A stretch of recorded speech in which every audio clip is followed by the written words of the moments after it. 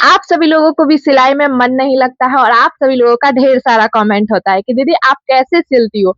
हमें तो सिलने में बिल्कुल भी मन नहीं लगता, आप दुकान का काम कैसे कर लेती हो? तो सबका एक जवाब देना चाहेंगे आप सभी लोगों को कि देखो सिलाई में तब मन लगते हैं अगर आपको ये मिल रही हो ना तो अच्छा ही लगेगा सिलाई करने में, चाहे कोई भी काम हो, कैसा भी काम हो। अगर उसमें आपको कुछ प्रॉफ़िट हो रही है ना तो फिर तो मज़े ही मज़े हैं। कोई भी काम हो अगर हमको ये मिल जाए तो हमसे करवा लो, कोई भी काम बिल्कुल भी आलस और आसकत नहीं लगेगा। आप सभी लोगों को इसलिए आसकत लग रहा है क्योंकि आप अपने काम को लेके एक्टिव नहीं हो। तो आप सभी लोग ये कमेंट करते हो कि दीदी आप काम कर लेते हो, मुझे नहीं करना। तो आपको ये समझना होगा कि जैसे आप लड़की हो, हाउसवाइफ हो और जो है एक माँ हो, वैसे मैं भी हूँ आप ही की जैसे। तो हमें भी आलस आना चाहिए। हम भी बच्चे को सँभालते हैं, घर को सँभालते हैं, अपने हस्बैंड को सारा कुछ देना होता है, देखना होता है।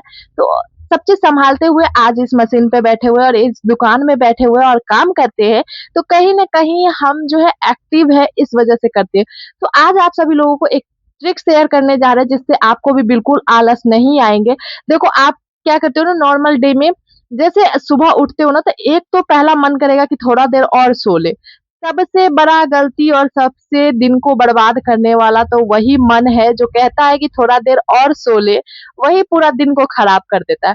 अगर उस दिन को आप पीछे छोड़ के आप एकदम से पीछे छोड़ते हो उस दिन को और बस उठ जाते हो। आपको नींद आएँगे, 2-4 दिन आलस आएँगे, लेकिन जब हैबिट हो जाएँगे ना, तो फिर आपको बिल्कुल भी आलस नहीं आएँगे, नींद नहीं आएँगे। तो हम हमारा कहना है कि जैसे हम करते हैं कि सुबह उठे, तो हमारा भी मन करता है कि थोड़ा देर और सो लें, लेकिन हम जानते हैं कि इससे नुकसान होगा, इससे हमें कुछ प्रॉफ़िट नहीं होगा। तो हम जो है उठते हैं, अगर उठ गए तो आप समझो कि पूरे दिन के लिए आप एक्टिव हो गए। अगर उठने के साथ आपको आलस आए, नींद आए, तो थोड़ा देर योगा कीजिए, थोड़ा देर एक्सरसाइज़ कीजिए, थोड़ा देर टहल लीजिए छत पे अगर योगा, एक्सरसाइज़ कुछ भी नहीं कर सकते, तो आप थोड़ा देर टहल लीजिए। टहलने के बाद जो है आपको खुद अच्छा फ़ील होगा, लगेगा कि हाँ, हमने पूरे चार्ज हो गए, एनर्जी मिल गई है हम में, ऐसा आपको फ़ील होगा।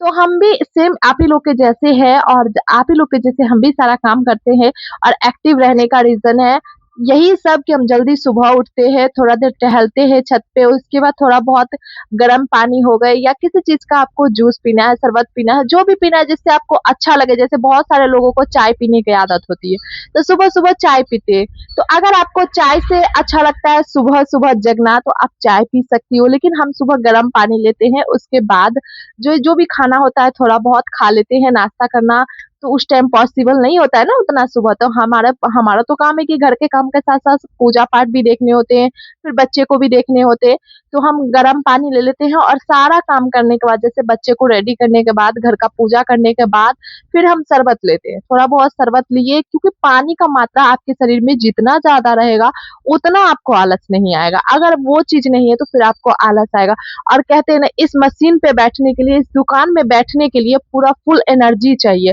क्योंकि दिन भर कस्टमर आते हैं, कपड़ा लेना होता है, देना होता है, उनसे बातें करने होते हैं।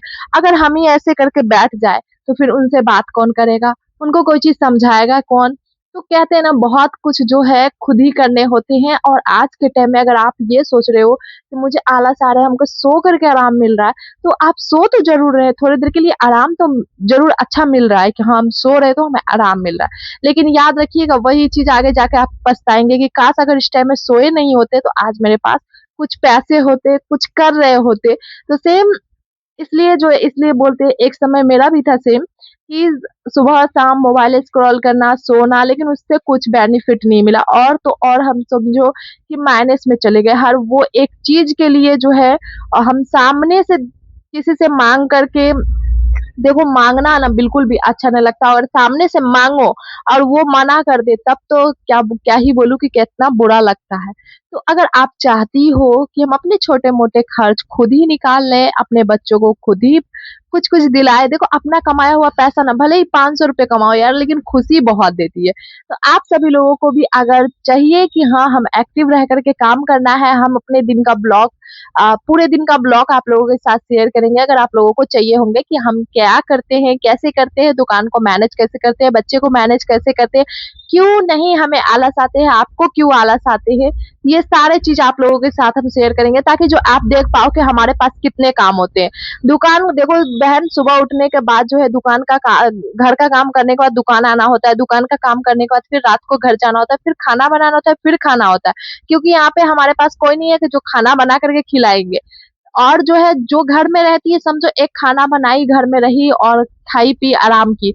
लेकिन जिनको बाहर कर, जैसे जो जॉब पर्सन है, बहुत सारी ऐसे लेडीज है जो जॉब पर्सन है, बहुत सारे ऐसे लेडीज है जो अपना बिजनेस संभाल रही है, तो उनको खुद ही हर चीज करना होता है, हर चीज खुद ही करना होता है, उसके अलावा कोई करने वाला नहीं होता है। तो बहन आप भी एक्टिव हो, खुद के लाइफ को समझो कि आप क्या कर रहे हो, सो करके क्यों अपने दिन को बर्बाद कर रहे हो। इसलिए खुद को समझो और आगे बढ़ो, अपनी नाम बनाओ, पहचान बनाओ।